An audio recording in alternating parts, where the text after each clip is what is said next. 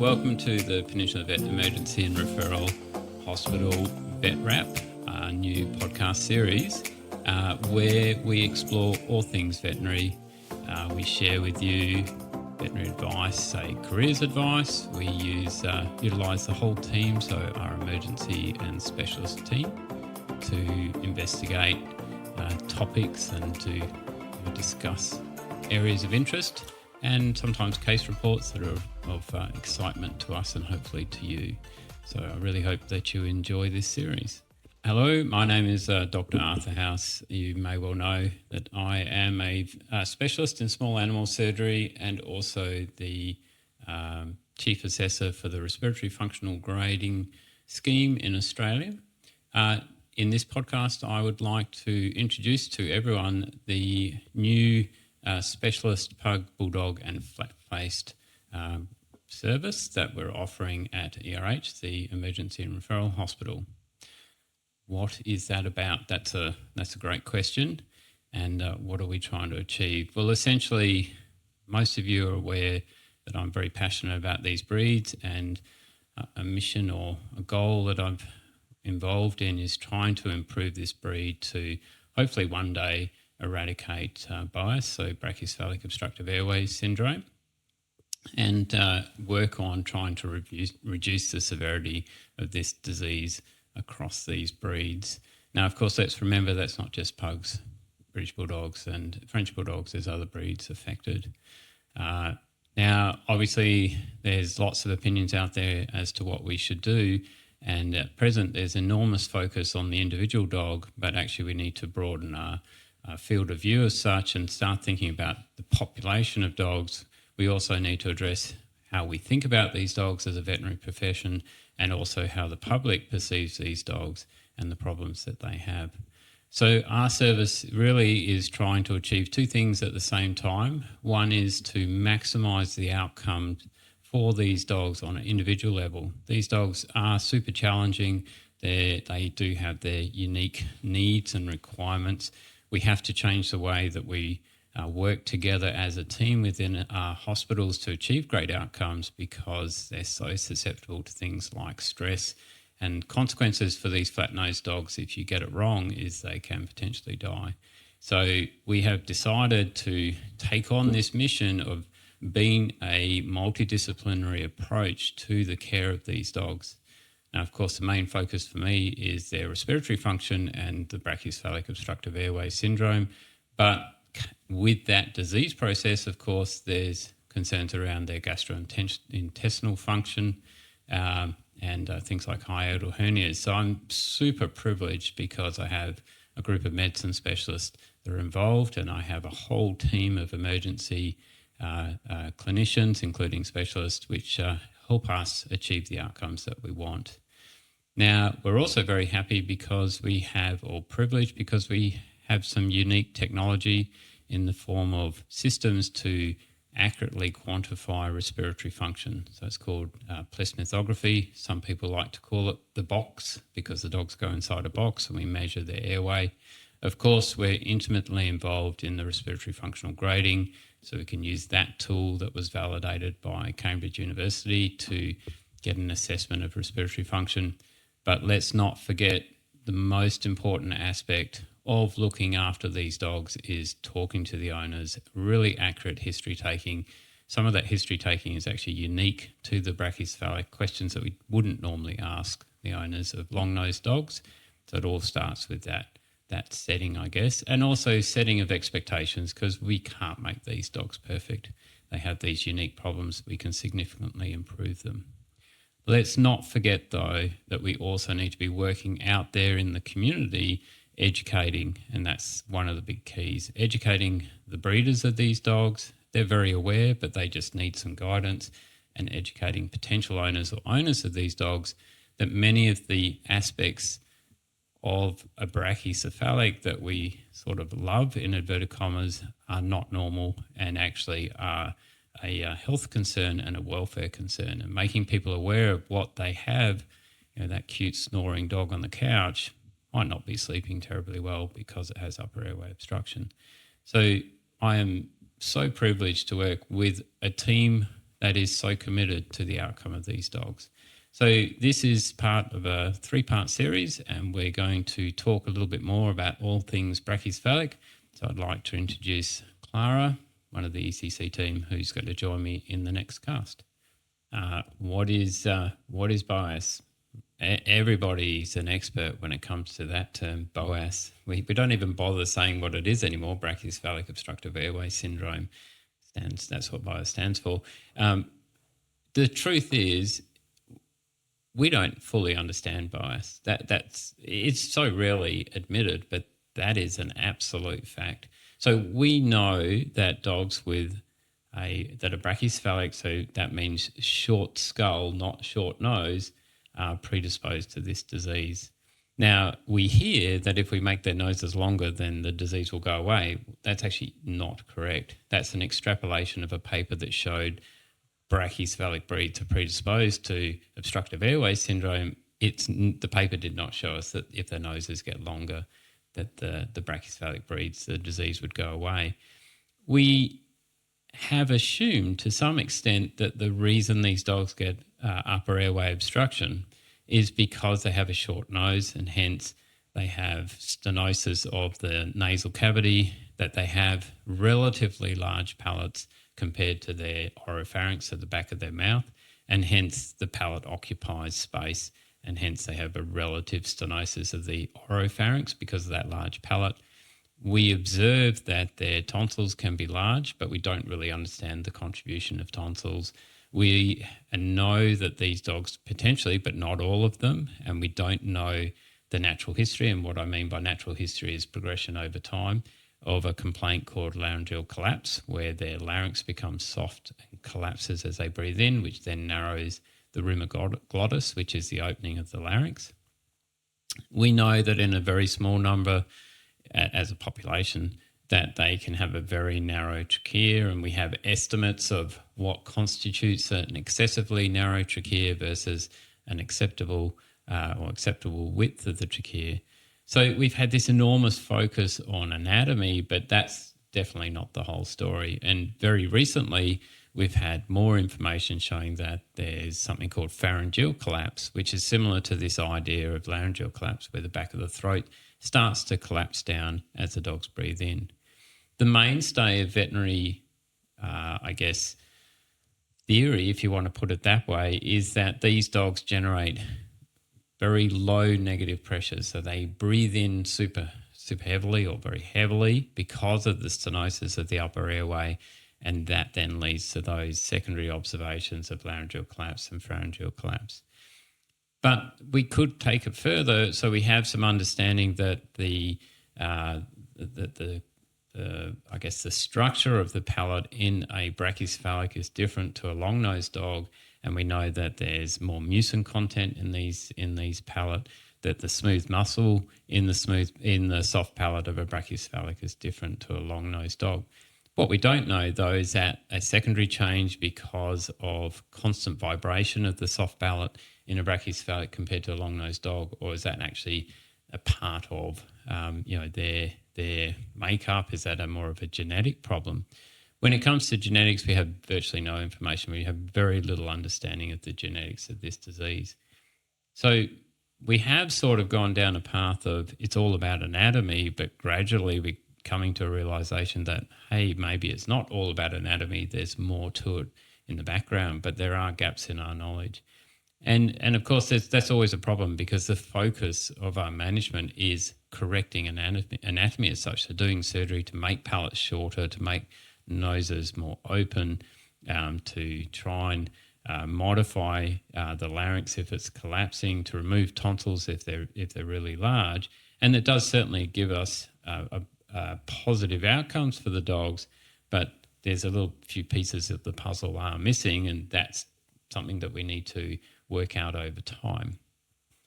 So what is different about our specialist pug, bulldog and flat-nosed dog service compared to, say, any other centre that has specialists? And I think the key point here is the team. So we have a team of nurses and specialists in different disciplines who have a specific interest in these dogs. Our nursing team, I have to highlight, they are specifically trained to recognise the needs and requirements of these dogs. It's well known that brachycephalics do not cope well in hospital, and we have to manage them differently. Anxiety is a huge component of why they may not do so well, and recognising that is something that you have to train your nursing team to be aware of. And luckily for me and for the other specialists that I work with, our team is 100% red hot when it comes to knowing what's required for these dogs. The other unique aspect is that your dog or these dogs can move seamlessly from one specialist field to another as required. So an example is the dog comes in for a hiatal hernia. That dog actually needs consultation process with both the surgery service and the medicine service, because hiatal hernias are managed by both medics and surgeons, and we need to have case discussions around the individual dog. One thing that has been lacking with regards to these dogs is an approach to their problems that is unique and specific to the individual, rather than a broad approach. Oh, that dog's a French bulldog and French bulldogs need X number of procedures for one type of disease. That's not how it should be. What we should be doing is recognising the individual's requirements and then delivering their management plan for them. And because we work as a team across disciplines, that's something we can do. Equally as important and unique for our service is we have an integrated emergency service with emergency clinicians who are super familiar with these dogs and understand their requirements. Again, it sort of comes back to knowing when to be concerned and knowing when they just need to be picked up and cuddled and their anxiety managed, when to bring owners into the hospital to be part of their care, because they often respond really well to having the owners there. It's that integrated approach, so I can't highlight that enough. That's what creates the outcomes that we're looking for, the successes that we're looking for. So how do you refer, and which cases are we offering this service to? Well, it's quite a broad spectrum. The more obvious case to refer is the dog that has had a procedure done for the airway, so the dog with BOAS, and that outcome following that surgery has not gone so well. We uniquely offer a service there, and we can add value to the previous surgery. So we have techniques such as vestibuloplasty, laser-assisted turbinectomy, which is quite unique. Very few people in Australia can offer that. But obviously brachycephalics have a range of conditions. So we are offering the service to anything brachycephalic related. So gastrointestinal disease, which is predominantly hiatal hernias. These dogs, unfortunately, are predisposed to invertebral disc disease, so we manage those dogs as well.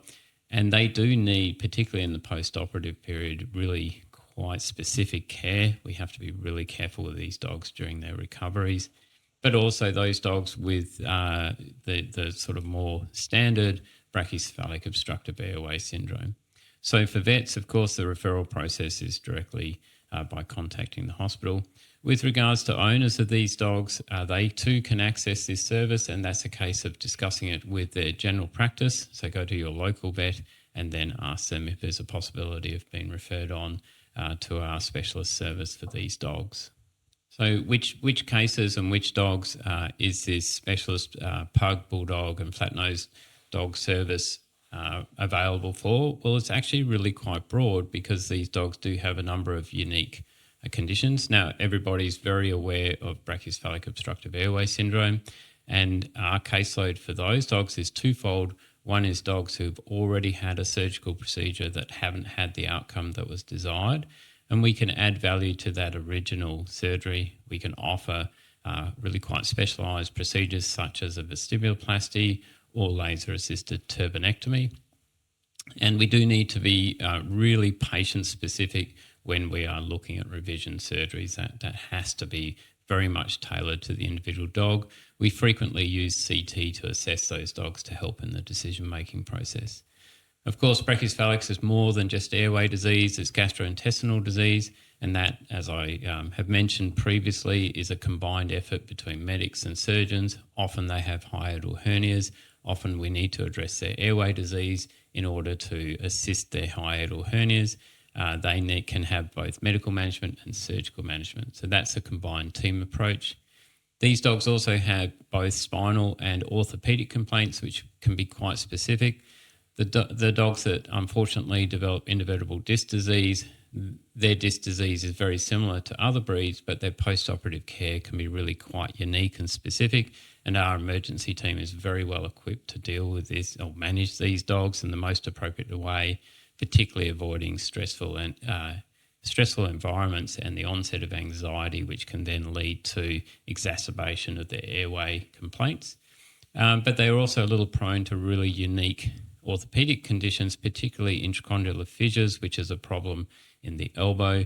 And there's now available, and something that we're involved with, which isn't available in other centres, a management tool to help resolve these fissures, which are really difficult to get them to heal. Some of these dogs too can have angular limb deformities, and then we utilise 3D printing and custom-made implants in order to manage those angular limb deformities. And I'm really fortunate I work with Dr. Alistair Rennick. He's Australia's only orthopaedic specialist, like he's uniquely orthopaedics only, and has a lot of contacts with other orthopaedic surgeons around the world, and hence has access to all these 3D printing modalities, which are amazing technology which we get to use on these dogs. So what does the journey look like if you were to be referred? Ultimately, you would have a consultation, most important part of the process, so that we can discuss what is specifically wrong with your flat-nosed dog and the unique aspects to the individual dog. We have to tailor the management plan to the individual, not to the breed as a community. We're talking about individual dogs who have individual needs. If we have a scenario that we have an airway disease, then we will essentially take a history, very accurate history, ask questions about whether your dog can sleep, whether or not the dog can eat appropriately, what sort of exercise is tolerated, how long it takes to recover from that exercise. We can then back that up with functional assessment using both the respiratory functional grading system, so the dogs go for a 3-minute trot, and based on their response to that trot, their respiratory patterns and noise, whether they can complete it, whether or not they become distressed, whether or not they regurgitate, gives us an estimate of the severity of the disease. Knowing the severity is super important because that then gives us an indication of what to expect in the clinical setting. We can back that up with subjective data using this, the dog box or the plethysmography, which is a system that actually looks at airflow as dogs breathe in and out. It's extrapolated from human medicine. It's very unique to us in Australia. It's a really neat system of actually giving us an index which we can then very accurately tell this dog has really severe disease or this dog has really mild disease or somewhere in between. All of these dogs have adjunctive needs and requirements and often concurrent pathologies. So they may be regurgitating frequently, which means we need to start thinking about whether or not they have a significant hiatal hernia. And for some dogs, part of the journey is starting to coordinate the other specialists to become involved, so to make arrangements for an appointment with the medicine team. It's also behind the scenes. A lot of work happens behind the scenes. So, for example, we never do a consult and then admit a dog, put the dog in a cage and come back to it in the afternoon. We would do a consult, then coordinate a plan for another day for the interventions so that the nursing team can be involved to maximise the care for the individual dog during their stay within the hospital setting. And often we will coordinate medication that helps facilitate their stay in hospital, particularly around anxiety. So there's quite a number of drugs that we can use to take the anxiety away from these dogs so that their stay in hospital, the impact of the stay in hospital is minimised and the potential for problems occurring is minimised as well. So why work with bulldogs? I've been asked that a lot of times. They're super challenging. I have a hugely soft spot for Frenchies particularly, but all things squishy-nosed, that is. And I've worked with these dogs for years, and then I have to confess, ultimately ended up owning a bulldog and then owning 2 bulldogs and now 3 bulldogs. So they're part of my family. They're sort of an extension of my children. I'm not sure who comes first, the children or the dogs, but hey, that's how it goes. And having a real understanding for these dogs. I fully aware of the welfare concerns for these dogs. It is a very big issue. And I think it's that combination that has really made me want to be involved with these dogs, is a love for the breed, but also an absolute understanding of the need to improve these breeds and to help these dogs. And it is so important as a profession that we don't just focus on the individual and fixing the individual as best we can, of course. We have to be also involved in improving the breed and changing the future. So my desire to be involved in these dogs has come about from, just those sort of, I guess, twofold. The actually living with them and then working with them together and wanting to do better, wanting the profession to do better, and being able to offer more accurate care and more individual care for these dogs. Thank you for listening and watching. I hope that was useful. If you have any questions that you'd like answered, or any new topics that you would like us to cover, then please reach out at education@penvetreferral.com.au. It'd be lots of fun to have interaction and discuss comments and all those sorts of things. Coming up though, this is a 3-part series. So our next part is a case example and what we would do to manage that particular case. And then the last part is RFG, what's in it for me, all things about RFG, what that scheme's about, how to do it, what we're trying to achieve. Also, don't forget Vet Education Hub. It's got I've lost count, but a lot of videos now. It has the 5 in 5 series. I think we stopped at 20. It has brachycephalic airway surgery series of actually demonstrating how to do some of the procedures. We even have a nursing stream on there now. It's free to vets and nurses. You just need to go onto our website, the Emergency Referral Hospital, so Peninsula Vet Emergency and Referral Hospital website, then create a login that will give you a password to gain access. We will be putting these podcasts on that platform, so that's where you'll find them. And that's a vet wrap. Join us fortnightly for these podcasts. You can access them through our YouTube channel, Vet Education Hub on the Peninsula Vet Care Emergency and Referral Hospital website, and all other platforms that you can source your podcasts.